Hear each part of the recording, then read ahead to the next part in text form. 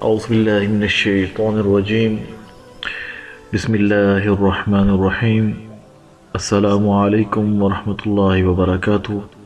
Dear students, جیسا کہ آپ کو معلوم ہے کہ آج ہماری پاک اسٹڈی کی کلاس ہے، اور آج کا جو ہمارا ٹاپک ہے جسے ہم ڈسکس کرنے جا رہے ہیں وہ شیخ احمد سرہندی مجدد الافسانی ہے۔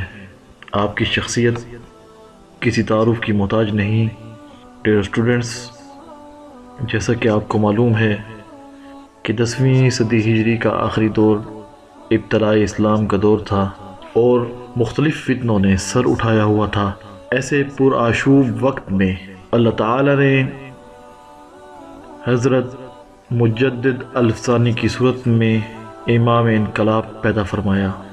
حضرت مجدد الافسانی کی جدوجہد کے طفیل اکبر کے خود ساختہ دین الہی کے فتنے کا سدباب ہوا۔ جابر سلطان کے سامنے کلمہ حق کہنا بہترین جہاد ہے، اور حضرت مجدد الافسانی نے یہ جہاد کیا۔ آپ نے بر صغیر میں 2 قومی نظریے کا تحفظ کیا جو بعد ازاں قیام پاکستان کی بنیاد بنا۔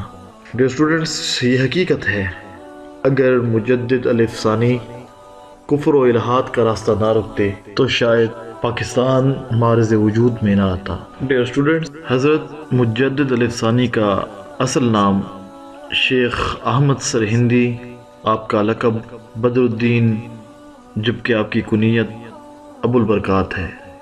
شیخ احمد سرہندی 15 جون 1564 کو سرہند کے مقام میں پیدا ہوئے۔ آپ کے والد محترم کا نام شیخ عبدالاحد تھا، جو کہ ایک ممتاز عالم دین صوفی تھے۔ آپ کا سلسلہ نسب حضرت عمر فاروق رضی اللہ تعالی عنہ سے جا ملتا۔ شیخ احمد نے اپنی تمام عمر احیاء دین میں صرف کی۔ آپ نے ابتدائی تعلیم اپنے والد محترم سے حاصل کی۔ آپ نے بچپن میں ہی قرآن مجید کو حفظ کر کے اپنے والد محترم سے علوم متداولہ حاصل کیے، پھر سیالکوٹ جا کر مولانا کمال الدین کشمیری سے معقولات کی تکمیل کی اور اکابر محدثین سے فن حدیث حاصل کیا۔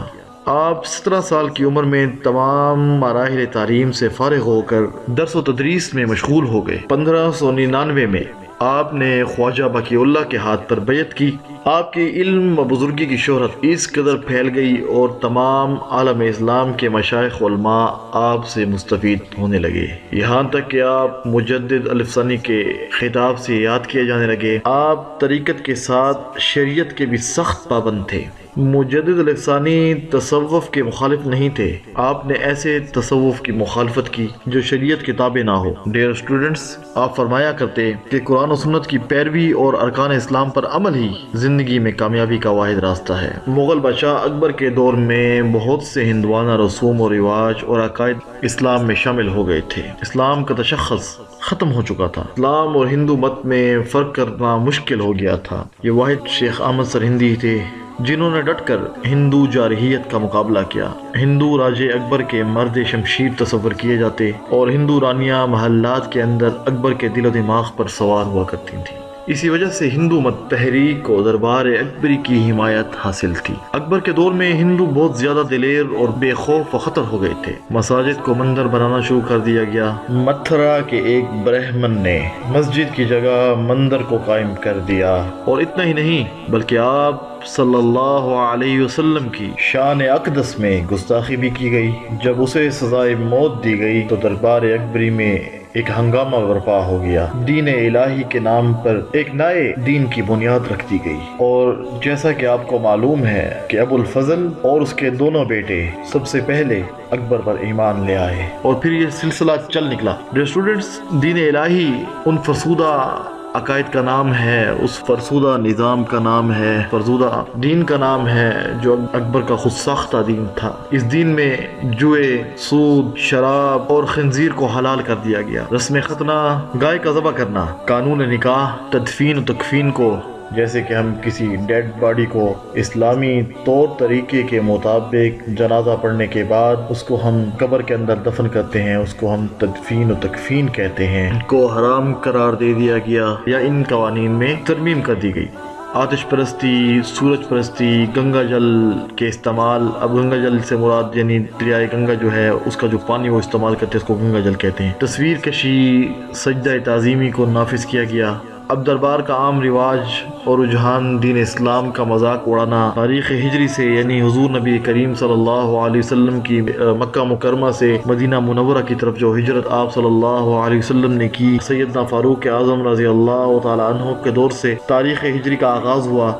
آپ صلی اللہ علیہ وسلم کی ہجرت کی ان تاریخوں سے اسلامی کیلنڈر کا آغاز کیا گیا. تو اس دین اکبری کے اندر تاریخ ہجری سے نفرت کی جانے لگی، مقام نبوت کی توہین کی جانے لگی اور اسلامی شاعر کا کھلے عام مذاق اڑایا جانے لگا. واقعہ معراج یعنی جس وقت حضور نبی کریم صلی اللہ علیہ وسلم اللہ تعالیٰ سے ملاقات کی غرض سے آسمان پر گئے تو ہم اس کو معراج کہتے ہیں، یعنی سفر معراج. اس کا مذاق اڑایا جانے لگا. اس کے علاوہ دربار اکبری میں نماز ادا کرنے پر سختی سے پابندی لگا دی گئی. اور پھر ظلم کی انتہا دیکھیے. اکبر نے اپنے زمانہ کے اندر نعوذ باللہ نعوذ باللہ ایک نئے کلمے کی بنیاد رکھی، نعوذ باللہ، جس کے الفاظ یہ تھے کہ لا الہ الا اللہ اکبر خلیفۃ اللہ. حضرت مجدد لسانی نے ان برے حالات کا مقابلہ کرنے کے لیے لوگوں میں احساس پیدا کیا. اکبر کے دور کے اندر نظریہ وحدت الوجود زور پکڑنے لگ گیا. وحدت الوجود کے اندر یہ تعلیمات دی جانے لگیں جس کے مطابق تمام دینوں کی اصل ایک ہے. ان کی تعلیمات کے مطابق رام اور رحیم ایک ہی ہستی کے دو نام ہیں. حضرت مجدد الف ثانی نے اس نظریے کا جواب اس طرح دیا. آپ نے فرمایا کہ رام اور کرشن اس طرح کی دو شخصیات ہیں جن کی ہندو پوجا کرتے ہیں. آپ نے فرمایا کہ رام تو سیتا کے شوہر تھے اور جب وہ اپنی بیوی کی بھی حفاظت نہ کر سکے بیچارے دوسروں کی کیا مدد کریں گے. پھر آپ نے برملا کہا اور سختی سے کہا کہ رام کی پیدائش سے پہلے بھی رحمان تھا، رحیم تھا، رحمان ہے، رحیم ہے، اور رحمان اور رحیم ہمیشہ ہمیشہ کے لیے رہیں گے. آپ نے فرمایا کہ نہ رحیم رام ہے اور نہ ہی تمام دین کی اصل ایک ہے. ڈیئر اسٹوڈنٹس، نظریہ وحدت الوجود ایک ایسا فرسودہ خود ساختہ نظریہ ہے. اس نظریے کے مطابق یعنی ہر مذہب کا انسان تصوف کے ذریعے اللہ تعالی سے اپنا تعلق جوڑ سکتا ہے. اس کے برعکس حضرت مجدد الف ثانی اس نظریہ وحدت الوجود کی ہمیشہ سے مخالفت کرتے رہے. آپ سختی سے اکبر کے بنائے ہوئے جھوٹے دین الہی کے سامنے ڈٹ گئے. ڈیئر اسٹوڈنٹس، اکبر کے دور میں جب اسلام کو پہلی بار ایک کھٹن مرحلے سے گزرنا پڑا اس وقت حضرت مجدد الف ثانی ایک تابناک ستارے کی مانند جنوبی ایشیا کے افق پر نمودار ہوئے. اس مینارہ نور کے سامنے جہالت اور لا علمی کے بادلوں کو قرار نصیب نہ ہو سکا. آپ نے اکبر کے خود ساختہ دین الہی کی دھجیاں بکھیر دیں. اکبر کے زمانے میں ایک اور فتنہ پیدا ہوا. وہ فتنہ الفیہ کے نام سے مشہور ہو گیا. اس فتنے کے مطابق ہر مذہب کا دورانیہ 1000 سال تک ہوتا ہے.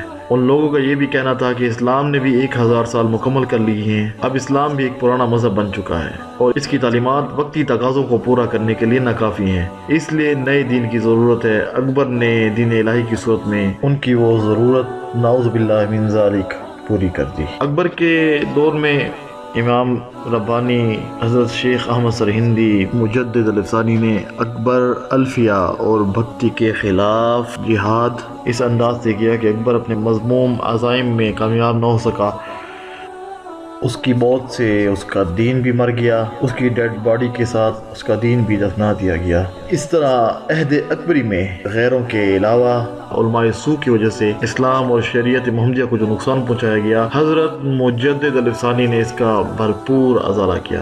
ڈیئر اسٹوڈنٹس، 1603 عیسوی میں اکبر کا انتقال ہوا تو سیکولر ذہن رکھنے والے ہندو عمراء نے شہزادہ خرم کو نیا بادشاہ بنانے کی کوشش کی، مگر مغل دربار کے اندر موجود حضرت مجدد الف ثانی سے وابستہ عمراء کا اثر آڑے آیا اور ان عمراء نے جہانگیر کو بادشاہ بنانے میں اہم کردار ادا کیا. ان عمراء نے حضرت مجدد الف ثانی کی ماں پر جہانگیر سے یہ وعدہ لیا کہ بادشاہ بننے کے بعد وہ اسلامی قوانین بحال کر دے گا. چنانچہ جہانگیر نے بادشاہ بننے کے بعد جو احکامات جاری کیے ان کے مطابق اسلامی قوانین بحال کر دیے گئے.